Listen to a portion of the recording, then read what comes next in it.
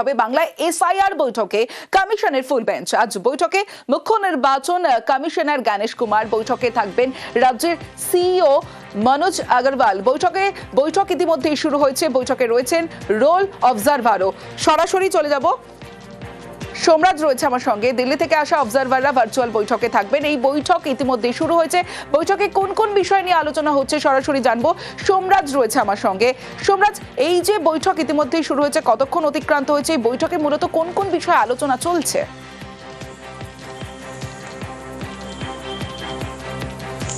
দেখো, এই বৈঠক যে প্রেক্ষাপটে ডাকা হয়েছে সেই প্রেক্ষাপটটা যথেষ্টই গুরুত্বপূর্ণ। তার কারণ তুমি জানো, আগামী সোমবার মুখ্যমন্ত্রী তথা তৃণমূল নেত্রী মমতা বন্দ্যোপাধ্যায়ের নেতৃত্বে জাতীয় নির্বাচন কমিশনে যাবে তৃণমূল কংগ্রেসের প্রতিনিধি দল। তার আগে মূলত এ রাজ্যে এসআইআর প্রক্রিয়া কেমনভাবে চলছে, বিশেষ করে যেটা অত্যন্ত গুরুত্বপূর্ণ, লজিক্যাল ডিসক্রিপেন্সি ও আনম্যাপদের যে ভোটার তালিকা ইতিমধ্যেই বুথে বুথে টাঙানো হয়েছে সুপ্রিম কোর্টের নির্দেশ মাফিক, সেই তালিকা টাঙানোর পর এখনো পর্যন্ত কত শুনানির কাজ শেষ হয়েছে, কত শুনানি বাকি রয়েছে।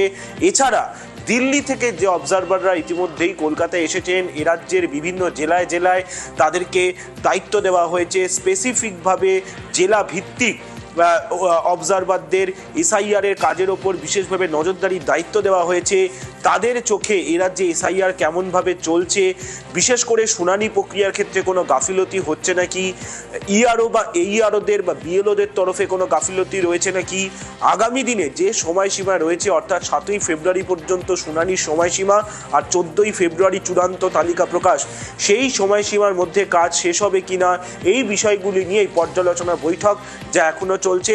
সকাল 11টা থেকে এই বৈঠক শুরু হয়েছে, যে বৈঠকে জাতীয় নির্বাচন কমিশনের তরফে কমিশনের ফুল বেঞ্চ বৈঠকে উপস্থিত রয়েছে ভার্চুয়ালি, এবং এ রাজ্য থেকে রাজ্যের মুখ্য নির্বাচনী আধিকারিক মনোজ কুমার আগরওয়াল এবং স্পেশাল রোল অবজারভার সুব্রত গুপ্তও সেই বৈঠকে রয়েছেন। এই বৈঠকে একদিকে যেমন এ রাজ্যের এসআইআর নিয়ে সময়সীমা বাড়ানোর প্রয়োজন রয়েছে নাকি তা নিয়েও আলোচনা হতে পারে। এছাড়া আগামী দিনে এই এসআইআরকে মাথায় রেখে টেকনিক্যালি অর্থাৎ প্রযুক্তিগতভাবে আর কোন কোন জায়গায় সংশোধন চাইছে তা নিয়েও বিস্তারিতভাবে পর্যালোচনা করা হবে বলেই মনে করা হচ্ছে। এখন সকাল 11টার পর এই বৈঠক শুরু হয়েছে, এই বৈঠক এখনো চলছে। বেশ,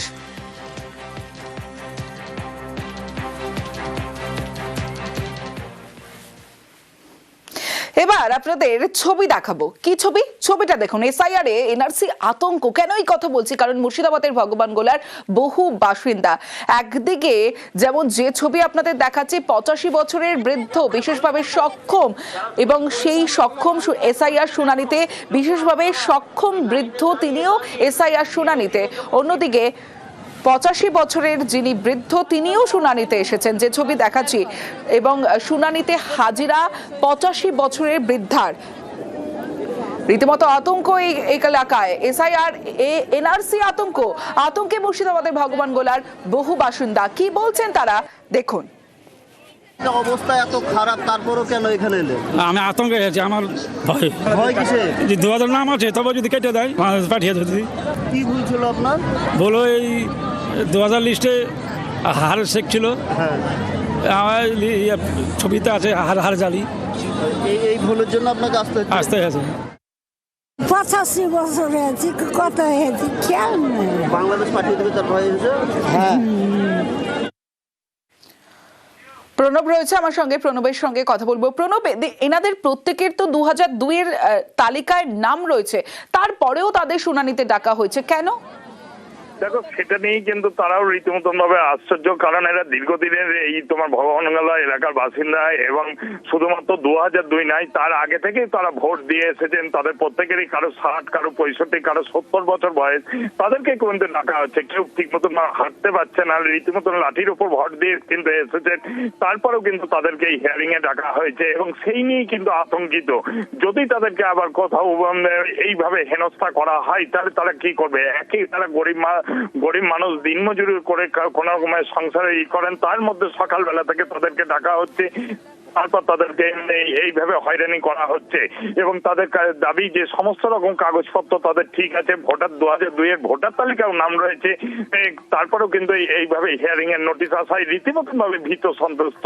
তবে যিনি বিএলও রয়েছেন তারা জানিয়েছেন যে বানানের ভুল কোথাও কোনো রকম ভাবে সমস্যা রয়েছে, সেই কারণে তথ্য নিয়ে ডাকা হয়েছে। তবে এই ধরনের মানুষ যে আসছে যে তাদের যে বাড়িতে গিয়ে তাদের দেখা যাওয়া উচিত সে ব্যাপারে কিন্তু পুরো বিষয়টি দেখা হবে বলে যিনি এলাকা বিডিও রয়েছেন ভগবান গোলার তিনি কিন্তু জানিয়েছেন। বেশ,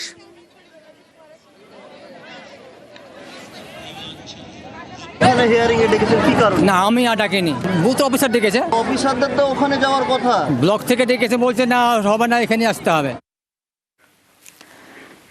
এসআইআর হিয়ারিং এর নোটিশ এই আরোকেই দাঁতন 2 এর বিডিওকে শুনানিতে তলব। এই আরোর দায়িত্ব পেয়ে এসআইআর এর কাজে বিডিও, এসআইআর এর কাজের মধ্যেই শুনানি নোটিশ এই আরোকে। আমার সঙ্গে শঙ্কর রয়েছে, শঙ্করের থেকে জানবো। শঙ্কর, আজই তো হাজিরার নির্দেশ, কলকাতায় হাজিরা, সত্যি তো কি করে সম্ভব? তিনি তো কাজে রয়েছেন এবং সেই কাজ থেকে কিভাবে যাবেন তিনি হিয়ারিং এ, কি জানাচ্ছেন এবং বিকল্প কোনো ব্যবস্থা? বিকল্প কোনো ব্যবস্থা নেই। এআরও তিনি ভিডিও তিনি জানিয়েছেন যে তাকে নোটিশ পাঠিয়েছেন, তিনি নিজে 31 তারিখ অবধি প্রায় 200 জনকে একই দিনে তলব করেছেন। সেখানে তাকেই যে শুনানিতে যেতে হবে তিনি কোনোদিনও ভাবতে পারেননি।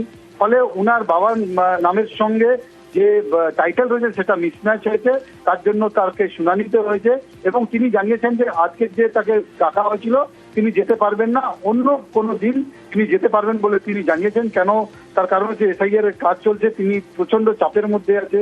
কিন্তু সবচেয়ে বড় বিষয় হচ্ছে যে রাজ্যের একাধিক জায়গায় যেভাবে এসআইআর এর নামে এসডিও বিডিওদেরকে ডাকা হচ্ছে, সেই তালিকায় ছাত্রদের যে ভিডিওর যে ডাক পড়বে তিনি কোনোদিনও ভাবতে পারেননি। তিনি নিজেই মিডিয়ার সামনে কোনো কথা না বলতে চাইলে তিনি রীতিমতন বলা যায় যে এক প্রকার এই যে এসআইআর এর নাম করে যে হয়রানির শিকার হতে হয়েছে সেই তালিকাতে নতুন এআরও মানে ভিডিওকে, শাসনের ভিডিওকে হতে হয়েছে। বেশ,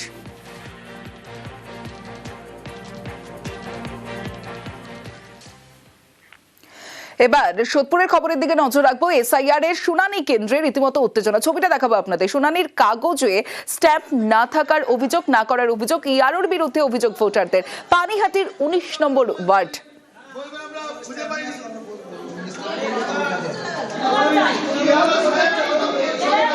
কি বলছেন দিদি, কি বলছেন?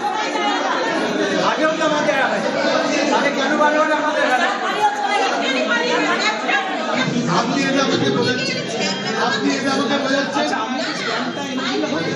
আপনি কিন্তু ভুল করেছেন সকাল থেকে, তার দায়িত্বটা আপনি নেবেন। পানিহাটির 19 নম্বর ওয়ার্ডের ঘটনা। সুবীর রয়েছে আমার সঙ্গে। সুবীর, শুনানির কাগজে কেন স্ট্যাম্প করা হচ্ছে না, ইয়ারোর কি বক্তব্য? যারা বিক্ষোভ দেখাচ্ছেন তারা কি বলছেন? দেখো, সোদপুর দেশবন্ধু পানশিলা দেশবন্ধু স্কুলে সকাল থেকে লম্বা লাইনে হিয়ারিং এ শুনানি কেন্দ্রে ছিলেন কিন্তু ভোটাররা, এবং সেই জায়গা থেকে হিন্দল সেনগুপ্ত বলে যিনি রয়েছেন ইয়ারও, তিনি কিন্তু সেখানে তাদের যে নথি, সে নথি জমা দেওয়ার পরে তাদের যে স্ট্যাম্প করে দেওয়ার যে বিষয় যে ঠিকঠাক আছে কিনা সেটা কিন্তু তারা বলার পরও কিন্তু ইয়ারও কোনো রকম স্ট্যাম্প করছিল না, সই করে দিয়ে ছেড়ে দিচ্ছিল, এমনটাই অভিযোগ ভোটারদের। এবং তারপরেই কিন্তু ইয়ারোকে এবং অন্যান্য যারা আধিকারিক রয়েছেন তাদেরকে কিন্তু ঘিরে রেখে বিক্ষোভ দেখান ভোটাররা, এবং ভোটারদের বিক্ষোভের মুখে পড়ে কাজ বন্ধ করে দিলেন এই ইতিমধ্যেই ইয়ারও যিনি রয়েছেন এবং অন্যান্য আধিকারিক, তারা কিন্তু সেই জায়গা থেকে, কেন্দ্র থেকে কিন্তু কাজ বন্ধ করে তারা কিন্তু সেখান থেকে বেরিয়ে চলে গিয়েছেন। এবং এই যে ঘটনা, যে স্ট্যাম্প কেন তারা দেবেন না, এই নিয়ে কিন্তু সরব হয়েছে ভোটাররা এবং এই বিক্ষোভকে কেন্দ্র করে তো এবার ছড়িয়েছে গোটা শুনানি কেন্দ্র এলাকায়। বেশ, ডকুমেন্ট জমা দিচ্ছে, স্ট্যাম্প মারা দিচ্ছে। একজন ভদ্র মহিলা বললো যে আমাকে লিখে দিন যে আমরা কি প্রমাণ পত্র দিচ্ছি, এরপরে যদি আমরা ভোটে পাস করে যাতে কি হবে, কোনো প্রমাণ দিচ্ছে না, সব ডকুমেন্ট দিচ্ছে। সেখানে সে সই দেবে না কেন, স্ট্যাম্প মারবে না কেন? যখন বলা হয়েছে আমরা যে ডকুমেন্টস গুলো জমা দিয়েছি সেই ডকুমেন্টসে আমাকে একটা প্রুফ দিতে হবে, তার প্রুফের এখানে উনি নিজের সিগনেচার করে দিয়েছে বাই হ্যান্ড, স্ট্যাম্প মারছেন না। আমি যখন বলেছি ওনাকে স্ট্যাম্পের কথা, এআরও বলছে আমি স্ট্যাম্প আনিনি, আমার আনতে ভুলে গেছি। পরবর্তীকালে কোনো কমপ্লিকেশন হলে তার দায় কে নেবে? কেউ চাইছিল না, কাজকর্ম হচ্ছিল। এখন যখন বলা হয়েছে এখন উনি সবাই উঠে গেছেন। কেন এরকম হবে?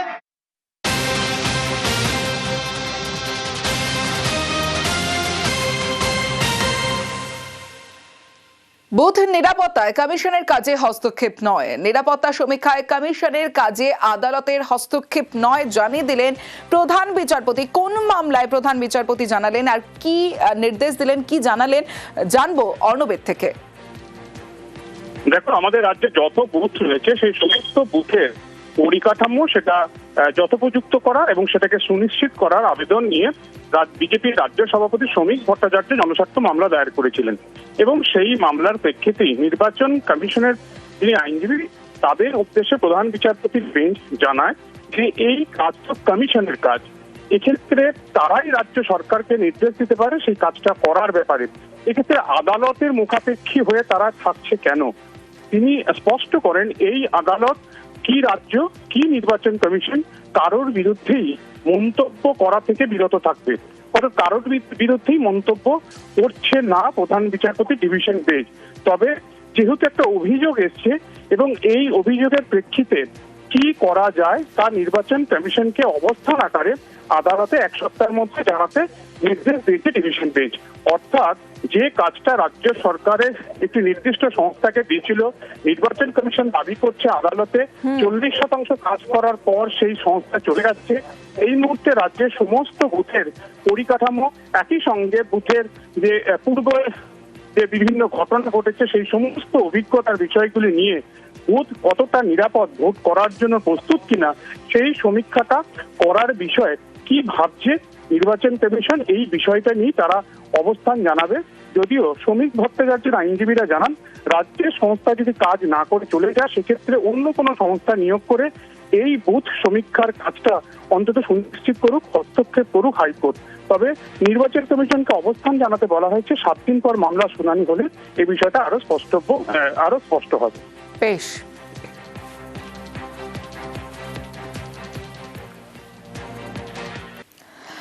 বাঁকুড়ার ইন্দাসে বিজেপি কর্মী দাদা খুন, রাস্তায় ফেলে মারধর করে খুনের অভিযোগ। আর এই ঘটনায় ইতিমধ্যেই গ্রেফতার করা হয়েছে পিন্টু রায়কে গ্রেফতার করেছে দেবব্রত রয়েছে। দেবব্রত, প্রথমত জানতে চাইবো কি কারণে এই খুন হয়ে থাকতে পারেন, কি অভিযোগ, আর এই অভিযুক্ত পিন্টু রায়কে?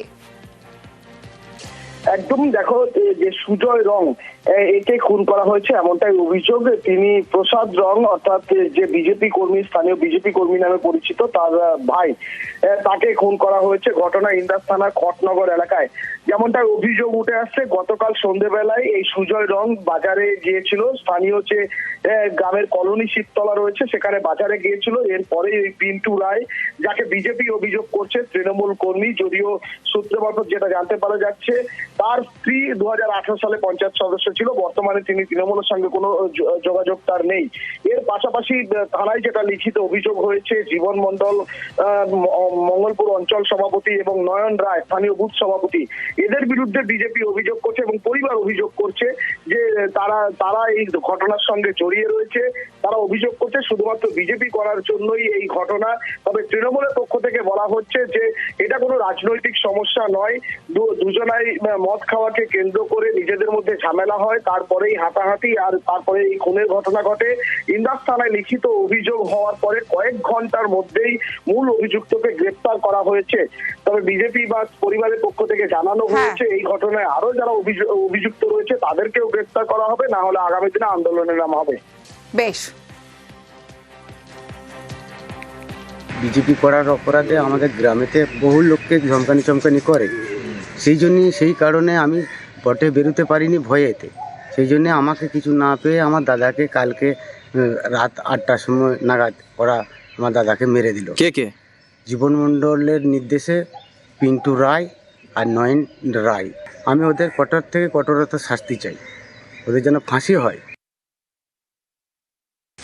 অঞ্চল সভাপতি জীবন মণ্ডল, অঞ্চল প্রাক্তন মেম্বার পিন্টু রায়, খড়নগরের বুথ সভাপতি নয়ন রায় নৃশংসভাবে আমাদের এক নিরীহ কর্মীর প্রাণ কেড়ে নেয়।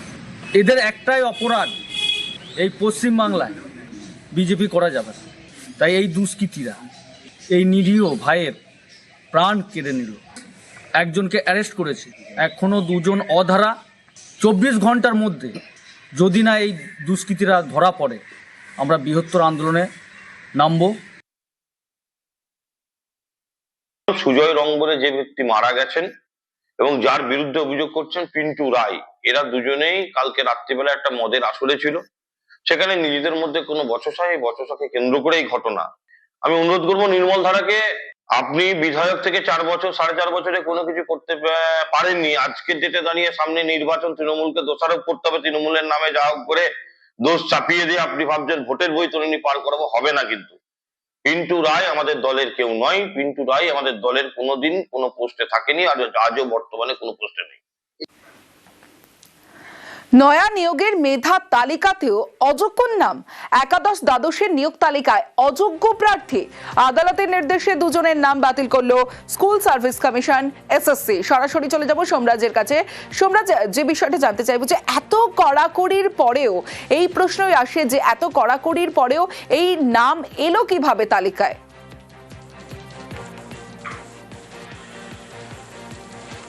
দেখো, সেটাই সব থেকে বড় চর্চার বিষয়। তার কারণ মেধা তালিকা প্রকাশ হয়েছে গত সপ্তাহের 21 তারিখ। তার এক সপ্তাহ পেরিয়ে যাবার পর এসএসসির নজরে এসেছে এই বিষয়টি, যেখানে কলকাতা হাইকোর্টের সম্পূর্ণ নির্দেশ ছিল যে কোনো অযোগ্য প্রার্থী যাতে এই নিয়োগ প্রক্রিয়ায় সুযোগ না পায়। এক্ষেত্রে হাইকোর্টের নির্দেশ মেনে ইন্টারভিউ প্রক্রিয়া পর্যন্ত একাধিক অযোগ্য প্রার্থীদের নাম বাদ দিয়েছে এসএসসি। এমনকি শুধু তাই নয়, কোন কোন অযোগ্য প্রার্থীরা এই নিয়োগের জন্য আবেদন জানিয়েছিলেন তারও বিস্তারিত তালিকা এসএসসির ওয়েবসাইটে প্রকাশ করে দেওয়া হয়েছিল। কিন্তু তারপরেও দেখা গেল যে কোনোভাবে নজর এড়িয়ে দুজন প্রার্থী যারা ইন্টারভিউতেও চলে গেলেন, এমনকি চূড়ান্ত যে মেধা তালিকা প্রকাশ করা হলো সেই চূড়ান্ত মেধা তালিকাও তাদের নাম উঠে এলো। তারপরে এসএসসির কাছে একটি অভিযোগ আসে যে তারা অযোগ্য প্রার্থী, কিন্তু তাদের নাম চূড়ান্ত মেধা তালিকায় রয়েছে। একাদশ দ্বাদশের শিক্ষক নিয়োগ প্রক্রিয়ায় মেধা তালিকায় 2 অযোগ্য প্রার্থীর নাম দেখে এসএসসির আধিকারিকরা অবাক হয়ে যান যে তাদের এত স্ক্রুটিনির পরেও 2জন পরীক্ষার্থী কিভাবে এই মেধা তালিকার ভেতরে ঢুকে গেলেন। তারপরেই এসএসসির তরফে 2জন প্রার্থীর নাম সহ বিস্তারিত তথ্য উল্লেখ করে তাদের প্রার্থী পদ অর্থাৎ নিয়োগ প্রক্রিয়া থেকেই তাদের বাতিল করে দেওয়া হলো। আজই স্কুল সার্ভিস কমিশনের তরফে এই নির্দেশিকা জারি হয়েছে, কিন্তু তাদের এই প্রার্থী পদ বাতিল করে দেওয়া হলেও একটা প্রশ্ন থেকেই যাচ্ছে যে মেধা তালিকা প্রকাশ করা হলো এসএসসির তরফে গত 21 তারিখে, তারপর 9 দিন কেটে যাওয়ার পর এই বিষয়টি নজরে এলো কেন? কেন এত দেরি হলো এসএসসির? এই প্রশ্ন থেকেই যাচ্ছে। বেশ,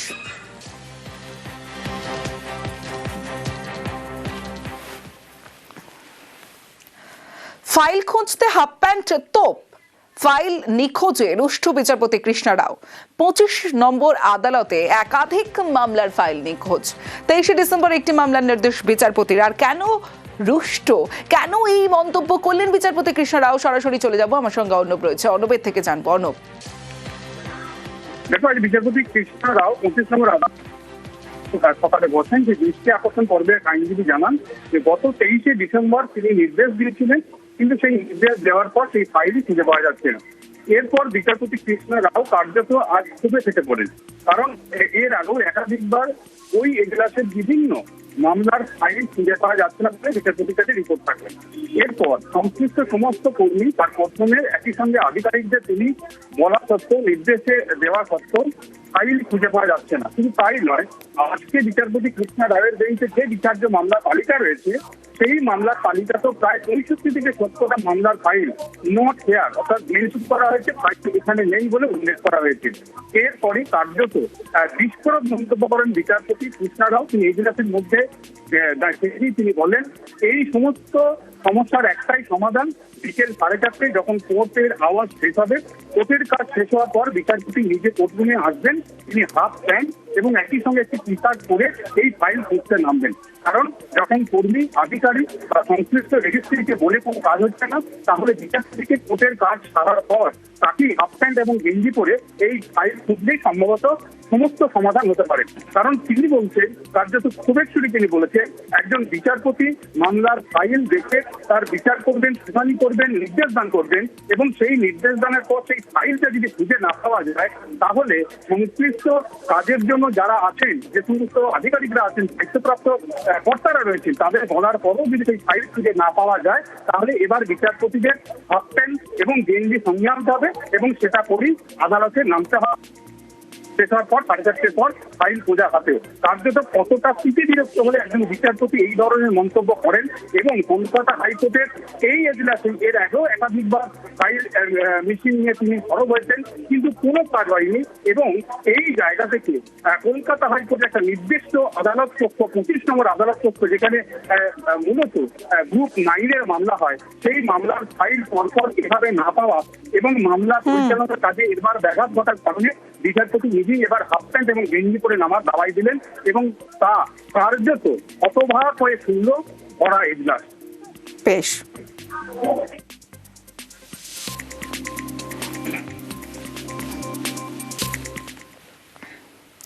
শীতলকুচিতে ডাম্পারের ভারে ভাঙল সেতু, 12 মাসিয়ায় ভাঙল গিরিধারী সেতু। আর এই সেতু ভেঙে যাওয়ায় বিপর্যস্ত হয়, কারণ এই যে সেতু ভাঙার ফলে অন্যত্র ঘুরে পথে যাতায়াত করতে হচ্ছে মানুষজনকে। ডাম্পারের ভারে ভাঙল সেতু।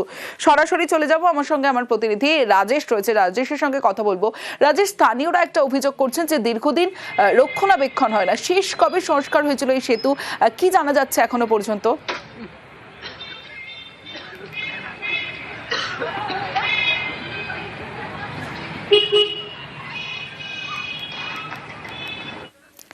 শীতলকুচিতে ডাম্পারের ভারে ভাঙল সেতু, 12 মাসিয়ায় ভাঙল গিরিধারী সেতু। স্থানীয়দের অভিযোগ দীর্ঘদিন ধরেই নড়বড়ে এই সেতু, আর এভাবেই যানবাহন থেকে সাধারণ মানুষ এইভাবেই চলাচল করছিলেন। আজ ডাম্পারের ভারে সেই সেতুই ভেঙে পড়ে, যে ছবি আপনারা দেখছেন। নড়বড়ে সেতুতে কেন যান চলাচলে নিষেধ নয়, এই প্রশ্নও তোলেন, কারণ রক্ষণাবেক্ষণ হয় না দীর্ঘদিন, এমনটা বলছেন স্থানীয়রা। সেতুর রক্ষণাবেক্ষণ নিয়েও সরব স্থানীয়রা। রাজেশ রয়েছে আমার সঙ্গে, রাজেশের থেকে জানবো যে রাজেশ, যে বিষয়টা জানতে চাইবো যে এই যে রক্ষণাবেক্ষণ হয় না দীর্ঘদিন, এমনটা নিয়ে সরব হয়েছেন স্থানীয়রা, শেষ কবে সংস্কার হয়েছে এই সেতু?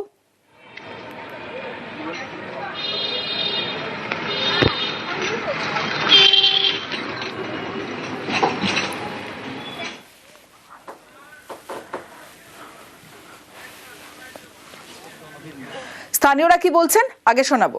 ব্রিজটা ভেঙে গিয়েছে, যে সিলের একটা গাড়ি হচ্ছে ওটা এসে ভেঙে গিয়েছে। এটা তো আমরা প্রশাসনকে দায়ী করি, এই গাড়িটা এদিকে চলার অধিকার নাই, তারপরে এই গাড়িটা এদিকে যাচ্ছে। কি চাইছেন এখন? ব্রিজটা নতুন করে বানাতে হবে।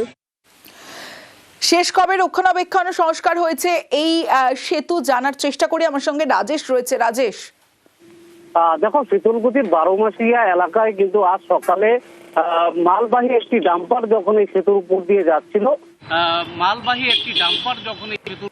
যাচ্ছিল সে সময় কিন্তু সেতুটি ভেঙে পড়ে, যার ফলে কিন্তু এলাকায় ব্যাপক চাঞ্চল্য ছড়িয়েছে।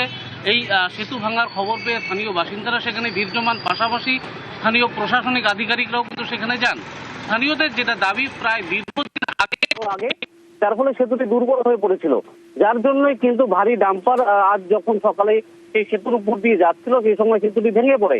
মোটামুটি 10 থেকে 12 টনের বেশি কোনো যানবাহন যদি এই সেতুর উপর দিয়ে যায় তাহলে সেতুটি ভেঙে পড়তে পারে বলে স্থানীয় প্রশাসনের পক্ষ থেকে জানানো হয়েছে।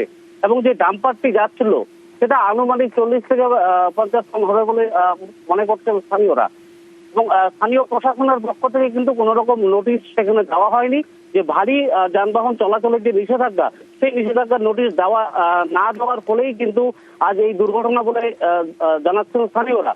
পাশাপাশি স্থানীয় প্রশাসনের পক্ষ থেকে জানানো হয়েছে যেটা দীর্ঘদিনের পুরনো সেতু, তাই সেতুটি ভেঙে পড়েছে এবং আপৎকালীন ব্যবস্থার জন্য কিন্তু বাসের সাঁকো দেওয়া হবে এবং এই বিষয়টি তারা পরবর্তীতে ঊর্ধ্বতন কর্তৃপক্ষকে জানাবেন এবং কিভাবে স্থানীয় বাসিন্দাদের সুবিধার্থে যা যা ব্যবস্থা নেওয়া প্রয়োজন সেই ব্যবস্থা কিন্তু স্থানীয় প্রশাসনের পক্ষ থেকে নেওয়া হবে। বেশ, এটা তো জয়েস ব্রিজ, এখানে 10 টন বা 12 টনের গাড়ি মানে ওঠার থেকে যে বেশি লোড গাড়ি উঠে তাহলে তো এইরকমই হবে। এটা 50 টনের গাড়ি, আর ব্রিজটাও পুরানা দুর্বল হয়ে গেছে, তার কারণে এই ঘটনাটা ঘটে। বিষয়টা আমাদের উদ্বোধন কর্তৃপক্ষ বিডিও ম্যাডাম আসছে, উনি দেখলো। আপাতত বাসের সাঁকো দিয়ে চলাফেরার একটা ব্যবস্থা করে দিচ্ছি। যত তাড়াতাড়ি সম্ভব ব্রিজটা আমাদের উত্তরবঙ্গ উন্নয়ন দপ্তরে হয়তো মন্ত্রীকে জানালাম, উনি জানার পরে তাড়াতাড়ি ব্রিজটা করার ব্যবস্থা করতে দিচ্ছি।